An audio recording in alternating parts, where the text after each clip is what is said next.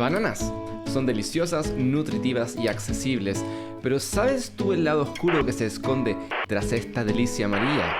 ¿Cuántas veces hemos disfrutado una banana sin detenernos a pensar acerca de todas las atroces acciones cometidas para defender el negocio que las produce? ¿Y cuál será la historia detrás de este pequeño sticker? Hoy les quiero contar la historia de una vez que una empresa frutera estadounidense, con ayuda de la CIA, invadió un país, derrocó a un gobierno democráticamente electo e impuso una serie de dictadores, todo con el objetivo de mantener intactas sus ganancias. Esta es la historia de Guatemala y de Jacobo Arbenz. Pero antes de llegar a eso, necesito darles algo de contexto. Tendremos que retroceder al año 1898, al fin de la guerra hispano-estadounidense. Tras su victoria contra España, los estadounidenses por fin se encontraron en una posición en la cual podían llevar a cabo los objetivos expresados en la doctrina Monroe, e iniciaron así su dominio por sobre América Central. El presidente Theodore Roosevelt ya había expresado públicamente su creencia de que los Estados Unidos debían ser el principal beneficiario de la producción de América Central. Por esto fue que buscaron forzar su hegemonía mediante una serie de intervenciones en esta región. Algunas fueron armadas, como en Nicaragua y Haití, y otras fueron logradas bajo coacción, como el Tratado de 1903 con Cuba, un tratado que beneficiaba fuertemente a los Estados Unidos por sobre Cuba. Pero el caso de Guatemala fue distinto, ya que una serie de dictadores en Guatemala estuvieron dispuestos a acomodar los intereses financieros de los estadounidenses en su nación a cambio de recibir apoyo a sus regímenes. Uno de ellos fue el régimen liderado por Manuel Estrada Cabrera, quien, sin apoyo del Congreso, le permitió la entrada y entregó una multitud de contratos a una empresa norteamericana llamada United Fruit Company. Esta empresa apareció como la unión de algunas de las más grandes empresas fruteras estadounidenses y tenían una política de integración vertical muy agresiva. Estaban determinados a controlar cada etapa del proceso de producción de las frutas, desde las carreteras, los ferrocarriles y los trenes que utilizaban para transportar la mercadería, hasta incluso las casas en las que vivían los trabajadores, y controlaban incluso la electricidad que alimentaba sus plantas. Muy pronto, United Fruit llegó a controlar las instalaciones de teléfono y telégrafo, administraba el único puerto importante del país y había logrado monopolizar las exportaciones bananeras. Junto a sus subsidiarias, controlaban cada milla de vía ferroviaria. Y todo esto solo para ser más eficiente y poder maximizar sus ganancias. Pero la situación empeoró considerablemente bajo el régimen de Jorge Ubico, el sucesor de Manuel Estrada. Ubico fue electo gracias al apoyo de las élites financieras que estaban buscando apaciguar las protestas que estaban surgiendo como consecuencia de la Gran Depresión de 1929. E inmediatamente, el nuevo presidente tomó una serie de medidas para someter a la clase trabajadora. Reemplazó el sistema de peonaje por deuda que ya existía con una brutal nueva ley de vagancia. Esta ley requería que todos los hombres en edad de trabajar que no posean tierra debían trabajar al menos 100 días sin remuneración. Pasó también una ley que le permitía a los terratenientes tener completa inmunidad al tomar cualquier acción que sea necesaria para defender su propiedad. Lo que esto significaba es que los terratenientes podían hacer literalmente lo que quieran a sus trabajadores, incluyendo ejecutarlos si que así lo deseaban. Y como si fuera poco, Ubico aumentó la fuerza de la policía y les dio la autoridad para poder disparar o apresar a cualquier persona que sea sospechada de estar rompiendo las leyes de trabajo forzado. Y hablando de trabajo forzado, forzó también a nativos a trabajar sin salario construyendo carreteras y ferrovías, a la vez que también congelaba los salarios en niveles inhumanamente bajos. Y por supuesto que Jorge Ubico también continuó con la tendencia de sus predecesores de hacerle gigantes concesiones a United Fruit Company a expensas de Guatemala. Le dio 200.000 hectáreas a la empresa a cambio de que construyan un puerto para Guatemala, una promesa que al final les terminó perdonando. United Fruit Company ya estaba agresivamente expulsando granjeros de sus tierras para luego utilizarla en la plantación de cultivos. Pero este proceso se aceleró bajo el gobierno de Ubico, que no solamente no levantó un solo dedo para intentar de ayudar a la gente, sino que además le dio una gigante exención tributaria a United Fruit Company. Sí, escucharon bien, la mayor empresa de Guatemala, que controlaba la mayoría de las tierras y tenía la mayor cantidad de empleados, no pagaba prácticamente nada en impuestos. Y esta era la situación en 1944, cuando la gente de Guatemala por fin decidió que habían soportado suficiente. Una revolución acabó con el tiránico gobierno y permitió que por fin se realicen elecciones libres. Bajo el presidente conservador Juan José Arévalo hubo ciertos avances como la creación de un sueldo mínimo y la creación de plantas estatales, pero también criminalizó los sindicatos en pequeñas empresas. Eventualmente los líderes gremiales lograron presionarlo lo suficiente para que pase algunas reformas adicionales, como la prohibición de la discriminación en lugares de trabajo, junto a la creación de estándares de seguridad y salud. Pero fue en las elecciones de 1950 donde la situación se volvió realmente interesante, porque el ganador de esa elección fue un hombre llamado Jacobo Arbenz. Arbenz preparó una serie de medidas para mejorar la vida de los guatemaltecos a la vez que limitaba el poder de United Fruit Company. Reforzó los derechos gremiales de los trabajadores y pasó una serie de reformas, una de las más importantes siendo aquella que redistribuía las tierras que controlaba United Fruit Company, pero que no utilizaba. El gobierno ofreció pagarle una indemnización a United Fruit Company por el valor que ellos habían dicho que las tierras tenían, $1.185.000. Sin embargo, United Fruit Company, sabiendo muy bien que lo que estaba en juego era el poder político sobre la tierra y la gente de Guatemala, dijo que el verdadero valor de sus tierras era más cercano a $20 millones. Arbenz, por supuesto, que se rehusó a pagar esta cifra tan ridícula. Y ahora es importante mencionar que Arbenz no era ni comunista ni anticapitalista. De hecho, esto es lo que dijo en su discurso inaugural.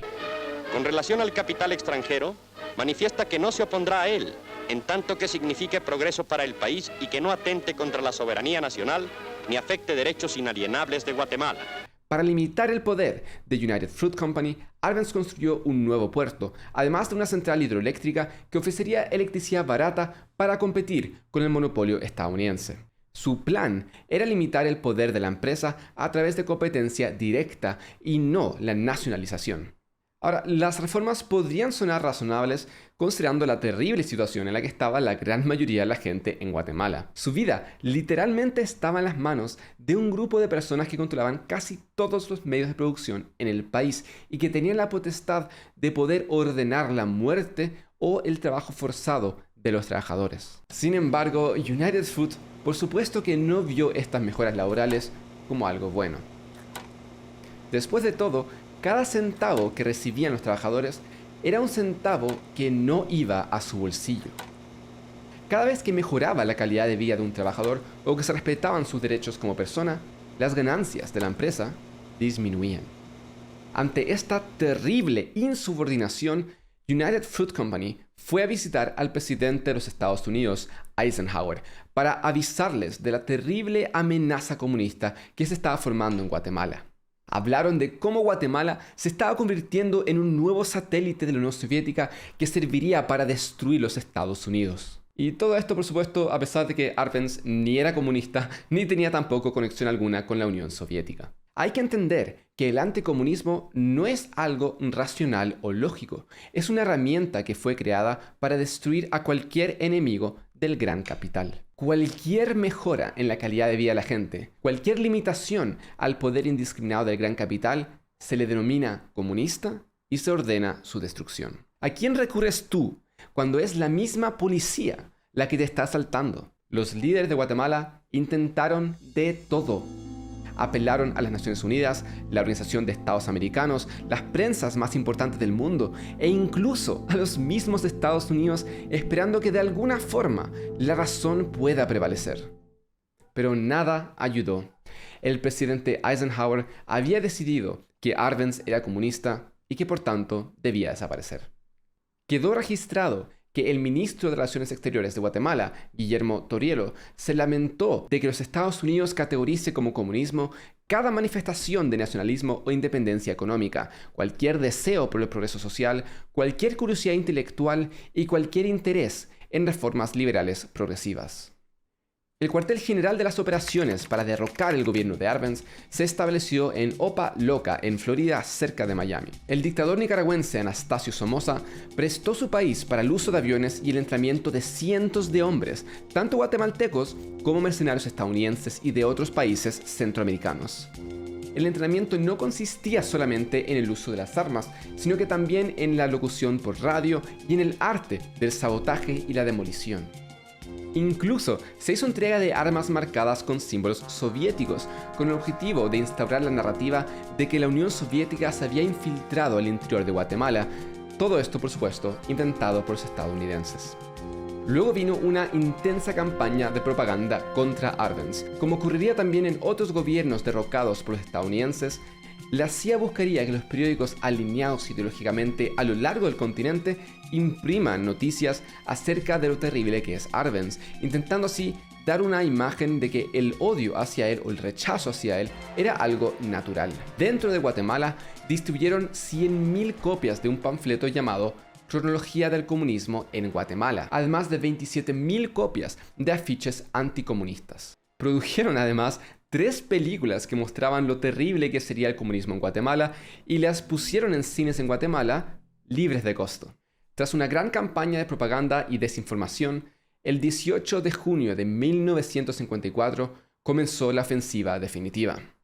Aviones botaron panfletos sobre Guatemala exigiendo la inmediata renuncia de Arbenz, amenazando que si no ocurría, varios sitios serían bombardeados. Durante el fin de semana, bombardeos y ataques aéreos ocurrieron a diario. Bombardearon puertos, tanques de combustible, reservas de munición, barracas militares, el aeropuerto internacional e incluso un colegio. Tal fue el grado de la campaña de terror que la embajada estadounidense en Guatemala puso parlantes en el techo del edificio y reprodujo el sonido de bombas explotando, con la intención de aumentar la ansiedad de los residentes de la capital.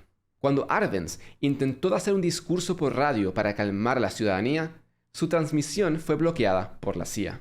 El ejército de la agencia cruzó hacia Guatemala desde Honduras y logró capturar algunos pueblos antes de ser detenidos por el ejército guatemalteco.